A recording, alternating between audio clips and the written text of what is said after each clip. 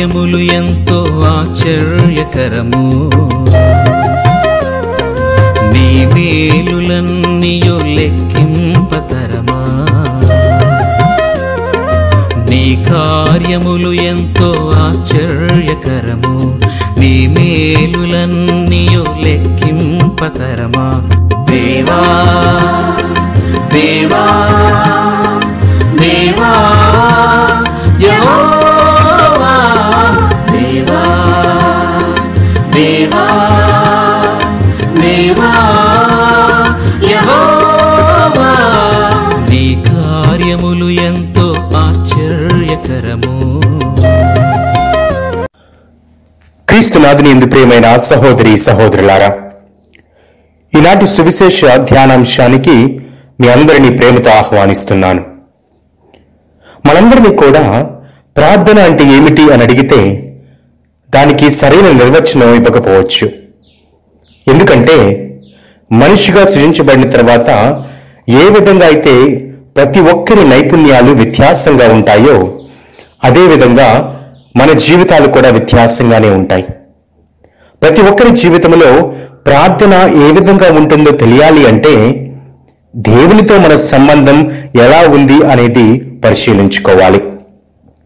కొంతమంది దేవుని కఠినమైన వానిగా చూస్తారు, కొంతమంది అయితే దేవుడు నియమ నిబంధనలు పెట్టే దేవునిగా చూస్తారు, మరికొంతమంది దేవుణ్ణి ఓదార్చేవాడిగా, ఒక స్నేహితుడిగా, ఆప్తుడిగా చూసేవారు కూడా ఉన్నారు. అందుకే దేవునితో మన సంబంధం బాగుంటే మన ప్రార్థన విధానం కూడా మారుతుంది. ఆ సంబంధానికి అనుగుణంగా మన ప్రార్థన జీవితం కూడా మారుతుంది. ప్రియా సహోదరి సహోదరులారా, మనందరికీ తెలుసు ప్రార్థన అంటే మనం దేవునితో సంభాషించటం అని.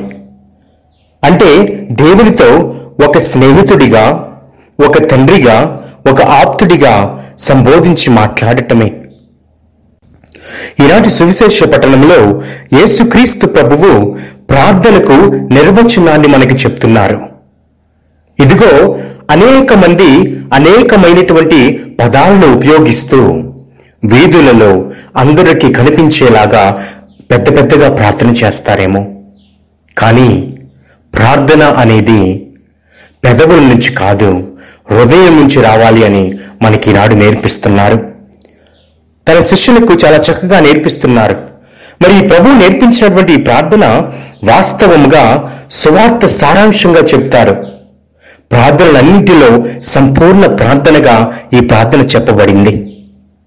అంటే పరలోక ప్రార్థనను జపించే ప్రతిసారి కూడా పరమానందాన్ని మనకు లభింపచేస్తుంది. అంతేకాదు ఈ ప్రార్థన మనకి ఓదార్పును కూడా దయచేస్తుంది. ఈ ప్రార్థనను హృదయాంతరంగం నుండి ప్రార్థిస్తే యేసుక్రీస్తు యొక్క జీవితం యొక్క గొప్పతనం మనకు తెలుస్తుంది. ఏ విధంగా మనల్ని ప్రార్థన చేయమని అడుగుతున్నారు అని కూడా మనకు అర్థమవుతుంది. మరి ఈ ప్రార్థనలో చూస్తే ఈ ప్రభు నేర్పించినటువంటి ప్రార్థన మనము చిన్నప్పటి నుంచి కూడా మొట్టమొదటిగా నేర్చుకొని జపించేటువంటి ప్రార్థన, ఈ ప్రార్థనలో 7 విన్నపాలు ఉన్నాయి. మొదటి 3 విన్నపాలు వేదాంత భావాలను కలిగించేలా ఉన్నాయి. అంటే దేవుని యొక్క మహిమ వైపుకు మనల్ని నడిపించే మార్గాలుగా ఉన్నాయి. దేవుని నామము పవిత్రపడాలి అని, దేవుని రాజ్యము రావాలి అని, దేవుని చిత్తము మాత్రమే నెరవేరాలి అని ప్రార్థన చేస్తున్నాం.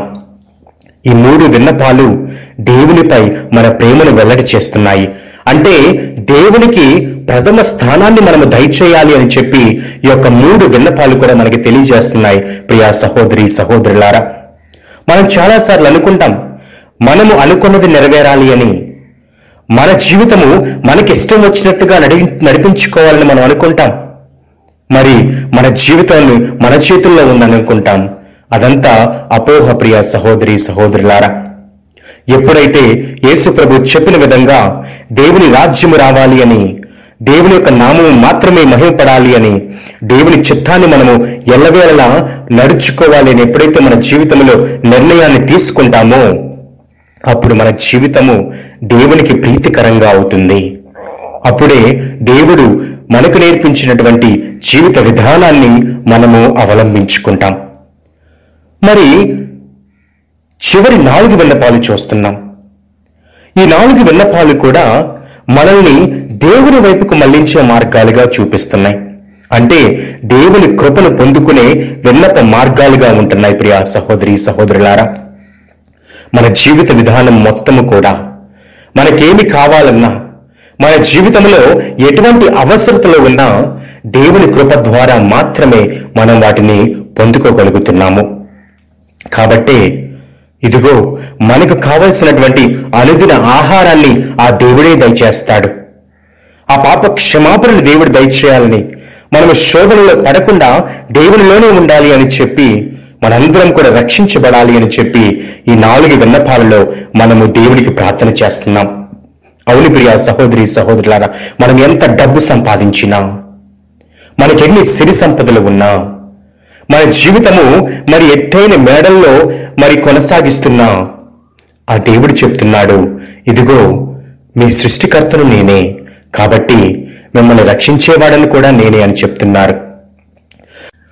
ఎప్పుడైతే మనము ఆ దేవుడి మీద ఆధారపడటం నేర్చుకుంటామో, అప్పుడు దేవుడు కూడా మనల్ని ఆ కరుణ కలిగినటువంటి కన్ను ద్వారా చూసి మన మీద తన యొక్క ఆశీర్వాదాలను కుమ్మరిస్తాడు. ప్రియా సహోదరి సహోదరులారా, కాబట్టి ఈ పరలోక ప్రార్థన ఏ విధంగా ఉంటుంది అంటే, ఒక చిన్న బిడ్డ తన తండ్రితో సంభాషించేలాగా ఉంటుంది.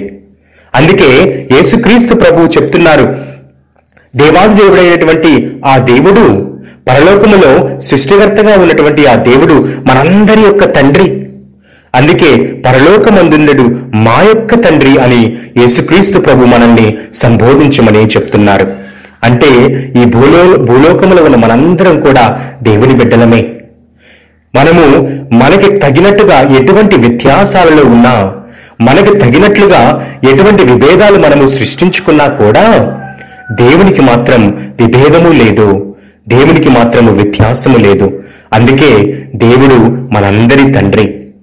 తండ్రి అంటే ప్రేమించేటువంటి తండ్రి, హింసించేటువంటి తండ్రి కాదు. ఈ భూలోకంలో ఉన్నటువంటి తండ్రులందరూ ఏ విధంగా ఉంటున్నారో మరి మనందరికీ తెలుసు. కానీ మన దేవాది దేవుడు, మన తండ్రి అయిన దేవుడు మాత్రం మనల్ని ఎల్లప్పుడూ కూడా ప్రేమిస్తూనే ఉంటాడు. కాబట్టి మనము ఆ తండ్రి మీద ఆధారపడటం నేర్చుకోవాలి ప్రియా సహోదరి సహోదరులారా. కాబట్టి ఈనాడు ఈ పరలోక ప్రార్థనను ఏదో పెదవుల ద్వారా మనకు వచ్చు అని చెప్పి మరి కొన్నిసార్లు వేగంగా చెప్తూ ఉంటాం. కానీ ఇప్పుడైనా సరే ఆ యేసుక్రీస్తు నేర్పించినటువంటి పరలోక ప్రార్థనను శ్రద్ధతో, దృఢ విశ్వాసముతో, దృఢ నమ్మకముతో, ఎటువంటి మరి ఆలోచనలు లేకుండా మరి భక్తి శ్రద్ధలతో ఈ ప్రార్థనను మనము జపించాలి. అందుకే అనేక మంది ఈ ఒక్క ప్రార్థనను జపించటం వల్ల అనేకమైనటువంటి మేలులను పొందుకున్నారు.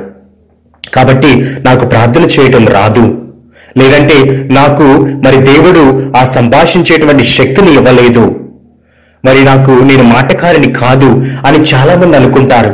కానీ అవన్నీ అపోహలు ప్రియా సహోదరి సహోదరులారా. ఇదిగో యేసుక్రీస్తు ప్రభువే మనందరికీ ఒక చక్కనైనటువంటి ప్రార్థన నేర్పించారు. ఈ ప్రార్థనను జపిస్తే చాలు, ఆ దేవుని యొక్క ఆశీర్వాదాలు మేలులు పొందుకొని కృపావరాలు కూడా పొందుకోగలుగుతాం. కాబట్టి ఈనాడు మనందరం ప్రార్థన చేద్దాం. ఆ దేవుని యొక్క సన్నిధానంలోనే మనం నివసిస్తూ దేవుని కృపావరాలు పొందుకుంటూ దేవుని మీద మాత్రమే ఆధారపడి జీవించే శక్తిని, బలాన్ని ఆ దేవాది దేవుడు మనకి దయచేయాలని మనము దృఢ విశ్వాసంతో ప్రార్థన చేద్దాం. అదేవిధంగా శిష్యులు ఏ విధంగా అయితే మరి దృఢ విశ్వాసాన్ని కలిగి ఆ తర్వాత ఈ ప్రార్థనను అవలంబించారో, అదేవిధంగా మనం కూడా ఈ ప్రార్థన జపిస్తూ ఆ తండ్రి దేవుని మీద మరి ఆధారపడదాం. ఆమేన్.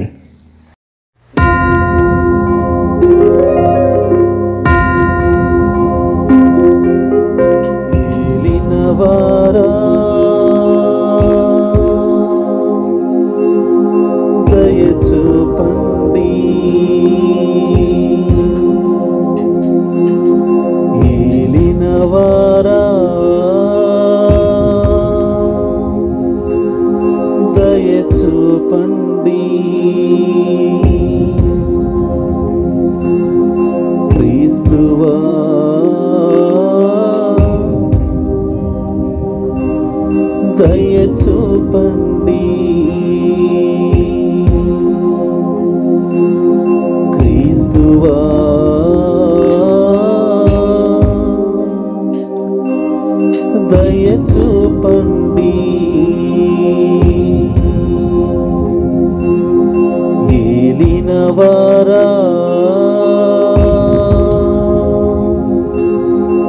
దయచూపండి. ఏలినవారా దయచూపండి. దయచూపండి.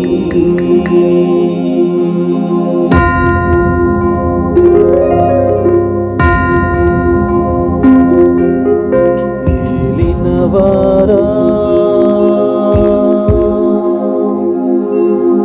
దయచూపండి. ఏలినవారా దయచూపండి. క్రీస్తువా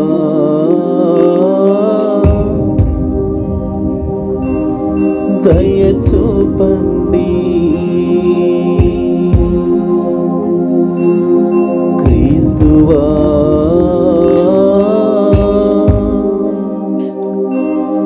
దయచూపండి. ఏలినవారా దయచూపండి.